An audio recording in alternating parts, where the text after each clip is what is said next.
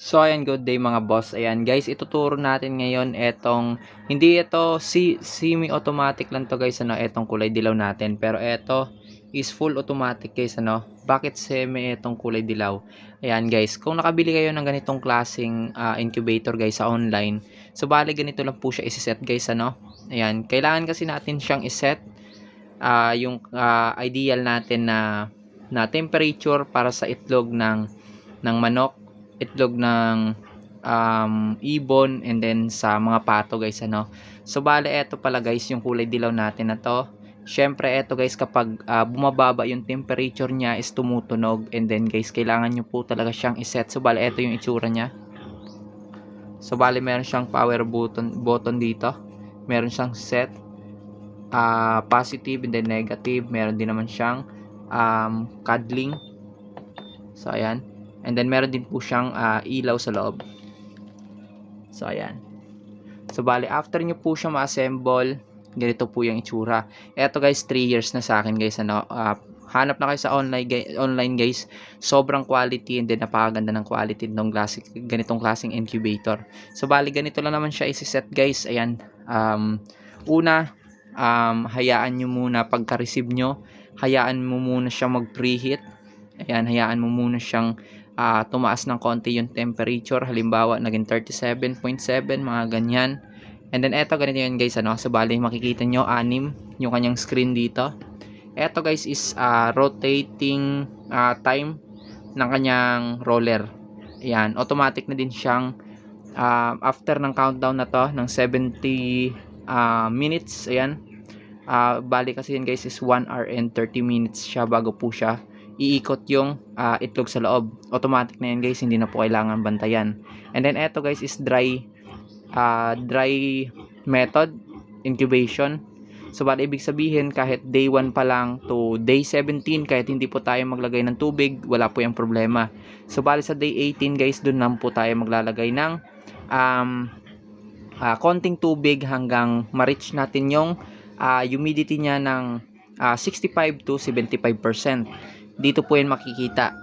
So bali ganito po yan, ano.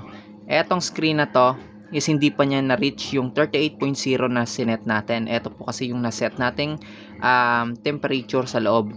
So bali yung humidity naman is 60. So bali 56 pa lang yung humidity niya.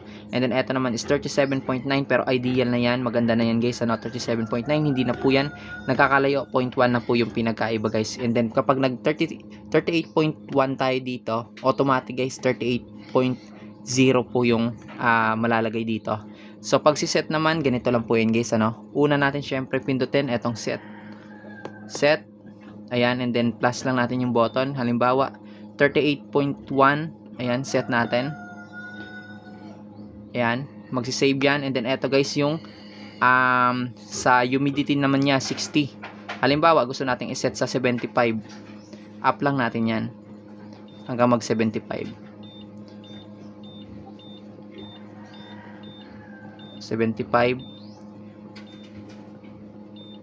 Ayan, dito yan guys, dito yan. Dito yung itong nasiset na to dito sa humidity. Set natin. Ayan. Kita nyo guys, eto 38.1, eto 75 humidity niya. And then eto guys, huwag niyong pansinin kasi eto guys, days ng hatching niya.